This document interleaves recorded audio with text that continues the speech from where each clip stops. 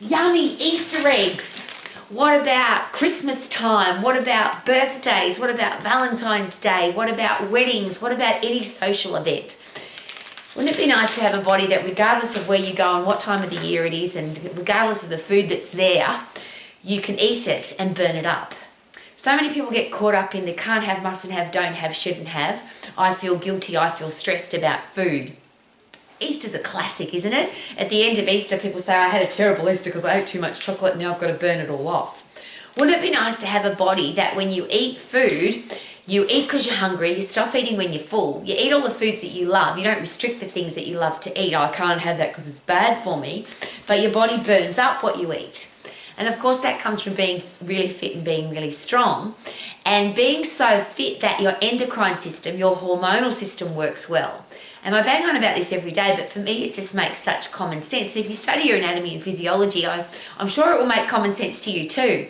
When your endocrine system's working well, your hormones, when you're hungry, you feel hungry. Your body says, we need to eat some food, we need nutrition, we need energy, we need to put food in the body. Your body, eat some food, woman.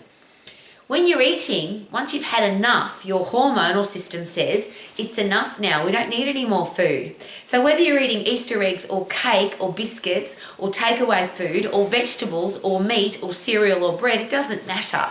When you've had enough to eat, your body says, it's enough now, I don't need to eat anymore.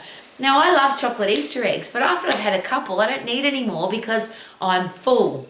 I don't want to eat when I'm full, I eat when I'm hungry. Wouldn't that be a great place to have a headspace? Eat when you're hungry, stop eating when you're full, eat all the things that you love, don't eat the things that you don't like. Why would you waste calories on food that you don't like? And have a stack of energy to be able to go and do all the things that you want to do. Because isn't that what food is for? It's a pleasurable experience, and there seems to be two reasons to eat, one for pleasure and one for performance. Now, some people don't eat for pleasure, they just eat because they've got to have energy to do the things that they want to do. I'm the person that loves food. I love it. It's a pleasurable experience in my life. And I never want to be in a position where somebody says, you can't have that. Well, I wouldn't listen anyway. But for me to think that for myself, I can't have that because I want to eat the things that I love. So to get really fit and really strong is a very simple process, and I wish it wasn't complicated. I wish the world hadn't made it so complicated. And as a very important and personal side note, my career as a personal exercise coach, where I was literally training people one-on-one, and some people 2, 3, 4 times a week, most of the people that I worked with were people that had a horrible relationship with food, or they had a horrible relationship with themselves and they took it out with their eating process. So they were either anorexic, so they didn't want to eat at all because they felt guilty every time they ate any kind of food, let alone eat chocolate or biscuits or cake. People that ate a large amount of food and then got rid of it by either exercising or throwing it up or pooing it out with laxatives, or all of those 3 things combined. Or the other headspace, and technically the same headspace but just in a different way of experiencing that headspace, which is obesity, where everything in front of you, you want to eat it and you just keep eating and eating and eating even if you're not hungry. I don't want anybody to live like that, and I've worked with literally thousands of people that live their life like that every day. They have a war inside their head every time they are even confronted with food, let alone eat it. I would love everybody to really enjoy their food, to never feel stressed because they can't have something, and never feel guilty because they did have something. Now, your hormonal system is not just eat when you're hungry, stop eating when you're full, and eat the things that you need to eat. Your hormonal system also controls your self-confidence, your self-esteem, the way your brain works, your emotions. And isn't it sad that most people that are either overweight or have any of those horrible eating challenges, that's all emotional. And there's a thing called the emotional eating scale, where 0, you eat totally for logic, and at the other end of the scale, you eat totally emotionally. So you don't eat because you're hungry, you eat because you're angry or upset, or you're happy, or you're frustrated, or you want to prove a point, or it's all about emotion.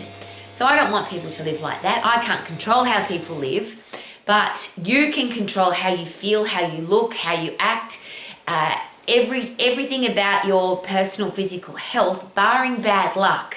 But even bad luck diseases, even horrible things that happen to the human body that we have no control over, you still can handle those better if you're really fit and you're really strong. So the question that I always ask when people are binge eaters, or they're obese, or they're anorexic or bulimic, or they just don't have a good relationship with themselves or with their food, I always ask this question: how fit are you and how strong are you?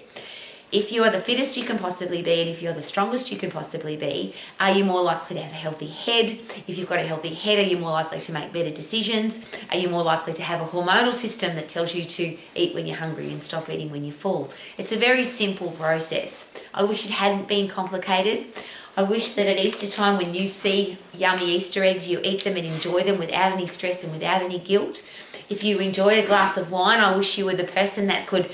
I wish for you to be the person that enjoys your glass of wine, doesn't feel guilty about it.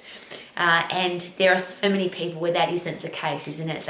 Everything they eat and every experience they have with food is a negative one. And I think if you really love your food, wouldn't it be nice to enjoy it and not feel guilty about eating it, not feel stressed if you can't have it? So if you really want to live your life to the max at every time of the year, particularly at Easter time when there's yummy chocolate Easter eggs to be had and Easter buns and all those yummy things that come at that time of the year. But ultimately, when I go to my fridge, and I'm in my kitchen right now, I only have things in my fridge that I love to eat. I don't have anything in there that I don't like. And I love to be able to go to the fridge and eat all the things that I love without feeling guilty, without feeling stressed, without being overweight. Here's the thing. How about this? Healthy, fit, strong, lean, energetic, for your entire life, not for the time that you're on a diet and then you put weight back on again. It's one of those ridiculous statements, I need to lose weight. What if you find it again? How about pick a size, pick an energy level, pick the way you want to look and feel for the rest of your life and stay that way for the rest of your life. And that only comes from being the fittest you can possibly be and being the strongest you can possibly be, because then you have a healthy body and a healthy brain. So you can live your life to the max. Super duper doo, how are you? In the kitchen and loving my food. Woohoo!